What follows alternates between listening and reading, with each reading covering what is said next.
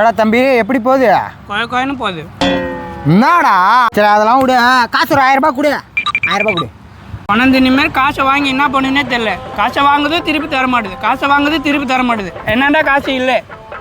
சரி சரி விடு. அப்போ இல்லை இதா பத்திரிக்கை வைக்கலான்னு வந்தேன். வந்துரு அண்ணா. அண்ணா எனக்கு கல்யாணம், எனக்கு கல்யாணம். முத்தம் கொடுக்க போறேன். வேணாண்டா வேணாண்டா சொன்னா சொல்றா.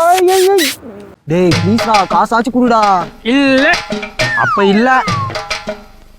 இந்த இடம் உனக்கு ஞாபகம் இருக்குதா பையா? தம்பி தம்பி என்னப்பா ஆச்சு? அண்ணா ரொம்ப பசி அண்ணா.